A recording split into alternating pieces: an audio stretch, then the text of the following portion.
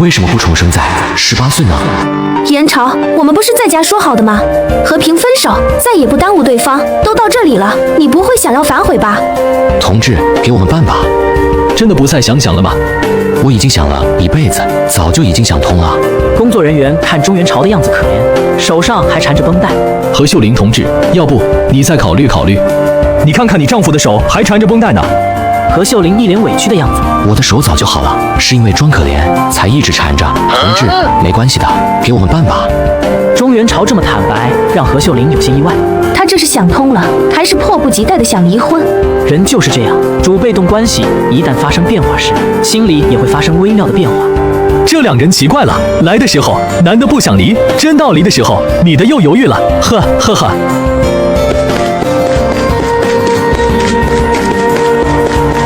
元朝，我们找个地方坐坐吧。有什么话就在这里说吧。何秀玲原本以为中元朝会时时让着自己，顺从自己，就算离了，也还有情分在当中。可是中元朝态度的180度大转弯，让何秀玲还有点不太适应。我希望我们的关系到今天就结束，以后你别来我家，也别以什么在追求的方式想着重新挽留我，想着复婚，别做那些没有意义的事情。元朝，你保重吧。何秀玲说出这些话的时候，还有一种快意，但是何秀玲突然发现，中元朝的脸上并没有出现她期待的落寞、伤感，甚至连一丝不甘的神色都没有。中元朝的表情是轻松惬意的。秀玲，答应我，如果有一天我出息了，你千万别来找我复婚好吗？哪个狗月的才来找你复婚？秀玲，别走好吗？何秀玲的嘴角上扬，不是窃喜，而是得意。男人的不舍就是女人得意的本钱。她要大声的拒绝。别走，用跑的，快跑起来！哼！80年代末，浓重的年代气息很快充斥在中元朝的脑海当中。此时此刻的他应该还在湖城罐头厂工作。何秀玲的老爸是分厂厂长，这婚离了，估计工作是保不住了。中元朝人事部许科长找你，这么快的吗？好好的驸马爷府的，非要跟领导对着干，不整你整谁？小钟啊，这张表你填填，然后拿着调令去学校报到就行了。离了。这本来是他的心理活动，没想到嘴快，先说了出来，所以还有点后悔和尴尬的样子。中元朝倒是表情轻松，把该填的都填了。今天上午刚办的。作为人之常情，这个时候肯定是要安慰几句的，要不然空气突然凝固，大家脸面上都过不去。小钟，不是我说你，你这个性格要改改，别那么固执。这是国营厂，一个讲人情世故的地方，条条框框是死的，人是活的吗？你说说，你这么冲动做什么？低个头，认过错，忍上几年，凭你的资历，不说当厂长，当个科长问题还是不大的嘛。这一下子把你弄去学校，厂办学校工资福利差厂礼仪大节，老师的退休工资都发不出来了。谢谢关心，许科长，我这手还没好利索，恐怕还得等上几天才能去学校报到。学校那边我会打招呼的，你放心休息。手断了又不是舌头断了，还能影响得了上课。许科长心里嘀咕，不过他也明白，中元朝事业上受到打压，婚姻亮了红灯，情绪低落，不愿意见人，也是应该的。但中元朝真正要做的，是用这几天时间去看一看自己很多年都没有见到的父母。从湖城回老家，大概需要3天时间。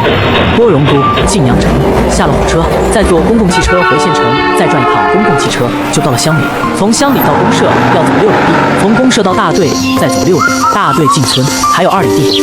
中元朝越走越兴奋，洋溢的都是幸福的笑容。这笑容当中又有点心酸，并不是因为自己正在经历的低谷，而是因为觉得亏欠。潜意识，何秀玲不准中元朝接农村的父母去湖城，中元朝也极少你能回老家看望父母，就那么在何家窝囊的生活着，洗衣做饭家务全包，想着前世的种种遗憾和受的委屈，中元朝的眼眶有点湿。忽然他看到一个熟悉的背影。爸。哼，那是你弟弟，你给老四久了不回来，连你亲爹你都认不到了。爸。哼，那是你弟弟，你给老四久了不回来，连你亲爹你都认不到了。钟父是大队书记，一辈子都没什么私心。刚恢复高考那一年，大队上唯一一个推荐上大学的机会被钟父直接安排给别人，而不是便宜他的亲生儿子钟元朝。可悲的是，就在1年后，那个大学生做了区副书记，第一件事就是撤掉了钟父的村支书。三妹钟希言直勾勾地看了钟元朝很久，满心欢喜。妈，大果果回来了。叶真从来看着钟元朝，眼神温柔。笑容逐渐爬上满是皱纹的脸。这一刻，钟元朝努力控制的情绪终于是绷不住。这一年，钟元朝30岁，在家门口哭的像个孩子。原来这时的母亲叶真已经老得不像个样子，这是上辈子追悔莫及的眼泪，也是活一次的喜极而泣。这一次，他一定要弥补曾经那些遗憾。走进屋，妈给你做饭。简单的一句话，饱含的却是无穷无尽的心疼与慈爱。妈，今晚我来做饭，2年多了，大哥终于回来了。在父母面前，这个妹妹永远都这么懂事。傻只鸡，早屋里墙上挂的蜡烛取一块下来。小黄听到一家之主发号施令，飞起来将院坝里没关的鸡摁翻在地。钟希言嘴一撇，我们在家累死累活多几天也赶不上一顿荤菜。大哥一回，又是鸡又煮辣啥的，想吃鸡，吃个屁！钟希言心里开始憋坏。大哥，大嫂没跟你一起回来吗？我惹你了？钟元朝心里吐槽，脸色也变得不怎么自然起来。钟父也在等着钟元朝给出一个合理的解释。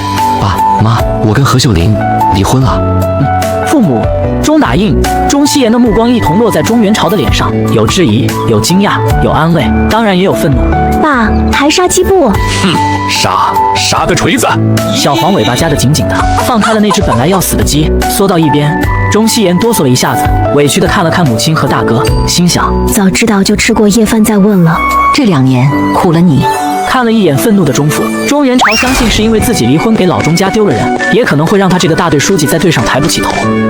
我去帮帮老三。儿子2年没回来，你说说你发什么火？元朝和秀玲2人肯定是碰到问题了，才离婚的。老大30了，一看见我，眼泪大颗大颗的往外滚，这是要受多大的委屈呀！原本正在火头上的钟父惊讶地看了媳妇一眼。他们家是当官的，老大哭得那么凶，10有8九是不舍得。这是他们家逼着老大要离呀。别人心疼女儿，我们也要心疼儿子。坐下，趴下。这个畜生在家里谁的话都不听，大哥你一回来，他就服服帖帖的，跟人一样。嘿，有本事把你媳妇也训得这么听话。钟打印在大哥面前很怂的，但是对妹妹又很凶。死丫头，你给我闭嘴！什么媳妇？大哥现在没婆娘，你再说，看我不大嘴巴。哼，我们俩是双胞胎，莫一天到晚的以为自己是我哥。我比你先出来。谁先出来还不晓得呢，滚去放调料。钟希言很生气，应该是为了大哥离婚这件事。你在城里站稳了，还以为可以去找你，结果你一结婚，爸妈死活不让我去找你，怕我影响你和大嫂的关系。结果你还是把婚离了，那这几年的时间不就全耽误了？眼神里更多的是失落。原本今晚能捞到鸡骨头吃的，这下只能吃面了。爸妈，我跟何秀玲离婚，他们家这个时候恐怕还在放鞭炮庆祝呢。我们为什么要这么难过？钟父愣了一下，他原本就觉得离婚这件事情是钟元朝的错，可是听到钟元朝这话，再结合媳妇刚才说的，这日子本来就是人家何秀玲不想过，才闹到这个地步。不过父亲这一辈的人，就算觉得自己的做法欠妥，也没有认错的先例。钟打印他捂着耳朵冲回屋里，邀功地看着大哥。我们也放鞭炮庆祝。钟父气得差点没背过去。出什么事了？家里怎么放鞭炮了？大哥，你回来了。二哥，我看你是颠了麦，屋头死了人才晚上放鞭炮，难怪老汉要打你。大哥，我想死你了。还没吃饭吧？二姐，我的面呢？哪果晓得你要回来？刚才剩了1碗，倒去喂狗了。大哥，你还没睡吧？睡了。你莫唬我，你要是睡了还能说话。钟打印很聪明的样子。大哥，你不会还在想那个女人吧？大哥这么厉害，以后一定能当大官的。到时候给我们找一个漂亮嫂子，是有妹妹的那种，然后让大嫂把妹妹介绍给我。嘿嘿，这个兔崽子想得倒挺美。大哥以后在单位的日子不好过。你青沟子娃娃小的个锤子！大哥是军人出身，立过功，又是干部，以后还不得一级一级的升上去？何秀玲跟大哥离婚不是1、2天做的决定，她是得到她父母的支持才这么坚决。你想憨吗？大哥就在何秀玲他爸的眼皮子下面晃，人家想方设法都要把大哥踩下去。只要何秀玲他爸一天还在当主任，大哥就一天也翻不了身。就是这么的道理。钟元朝长长的出了一口气。大哥，老四说的是真的。睡吧，明天还干活呢。子眼睁睁让他们一家就这么飞黄腾达，他们心里该多难受啊！我也不想装13，可是剧本是这么安排的，我能怎么办？江南忆，最忆是湖城。何秀玲提着早饭回家的时候，还有那么一点不满。以前都是钟元朝去打早饭，离了婚回了娘家，这一切就变成了他的事情，而他的弟弟却还在床上赖着不起。爸，能不能把钟元朝调到别的地方去？调到哪里去？我不管，你说我都跟他都离了，还成天到晚的在学校一起办公教书，叫什么话吗？爸，求你了，把他弄走吧。你那个相好不是要带你去米国了吗？在不在一起办公有什么关系？就是因为这个原因，要是他回国到学校，万一再和中原朝碰上，那得多尴尬。爸，你就算为了我的幸福，帮帮我吧。中原朝这个破罐子破摔了，得罪了厂长不低头，和老婆离婚不挽留，只是打算一路走到黑，不给自己留退路。中原朝得罪的是厂长，把他弄到学校去也是厂长的意思，这个谁都改变不了。我去学校也未必就是教书，我一会给他们校长打个电话，把中原朝弄去搞后勤。不识抬举，就只能当落水狗。何贵的电话在上班的时间打到了厂办子弟校当中，他选择落井下石。何秀玲他们一家子知道捧不起中原朝的时候，已经决定把他踩下去，不是夫妻就是仇人。当然，中原朝并不知道这一切，他正经历着分别的场面。好好的工作你不要，还要想搞什么生意？你这是要挖社会主义墙角！每天广播里都在宣传新的政策，你是书记，觉悟要跟上。现在上下都在宣扬以发展经济为主要奋斗目标，允许一部分人先富起来，再由这部分人去带动那些贫困的人致富。我为什么不能当那小部分的人呢？平常从来不怎么爱争论的老大一句话，让这个亲爹哑火。妈，用不了多久，我们一家子就能在一起了。去吧，好好照顾自己。等弟弟妹妹去了，也好好照顾他们。父母和弟妹都留过了，小黄硬是跟着往前又送了200-300米，然后站定了，回头看看家人的方向，再看着中原朝。虽然百般不舍，但他知道他的家在那个山坳坳里，不管是出来送人、迎客，又或者搞木狗，该回家还得回。中原朝心叹，原来曾经的自己还不如这条狗。许多道理还是得多年以后才能明白，所以有了子欲养而亲不待这句话。中原朝回头朝父母望去时，依稀听见母亲温柔的声音遥遥传来：莫愁前路无知己，天下谁人不识君。上头了！中原朝热泪盈眶，一句诗道尽了中原朝前30年的不幸，也打开了中原朝后10年的开挂之路。接上集得罪厂长不低头，和老婆离婚不挽留的中原朝被流放到了厂办子弟校。看到小嘴唱的，笑得格外开心。这年头能在学校搞个经销部，那前途可谓是一片光明啊！这一次我要干翻这个世界。元朝是这样，咱们学校呢暂时不缺授课老师，所以就只能委屈你去退休办待一段时间了。无曹，中原朝信誓旦旦捧进校长办公室，世界没干翻，自己被干翻了。上面安排你这个车间主任到学校来，我这个当校长的心里很高兴啊！高兴？你这是脸上笑嘻嘻，心里妈卖批啊！顺便可以跟他们学习学习，对你以后得工作也有帮助吗？校长，退休教师的退休工资2个月都没有发了吧？虽然是老师，为人师表，但也是有情绪的。我刚过来就给我安排难度这么大的工作，校长真看得起我。哼，如果是个肥缺，也轮不到被流放的你。好好的车间大主任不当，非要跟厂长对着干，打个乒乓球也不知道给厂长个面子。是我承认这个岗位的工作不好干，不过你是干部编，现在符合你职位要求的岗位也就只有退休办主任这个位置。你说你要是一个普通工人，安排你去烧个锅炉、打扫个卫生什么的也容易，但是你的位置摆在那个地方，我也是没有办法了。校长别误会，我不是找麻烦来的，我是来解决问题的。老师的退休工资发不下来，这是个问题。今天2-3个老师过来看看，说2句，明天7-8个退休老师过来闹2场，问题越来越大，最后他们全都跑到厂里去闹上一通。我无所谓，校长你怎么办？大会小会地挨批评，做检讨，被人录脊梁骨，到最后所有的责任不还是校长你的吗？陈富荣遇到过很多来说情、闹事、找麻烦的教职员工，中原朝和那些人一点都不一样。的确是个老大难问题，但是现在学校情况就是这么个样子，学校也不对外招生，没办法改善现状，厂里原本给的补贴一拖再拖，我们也是没办法呀。听你的意思，还有解决问题的办法？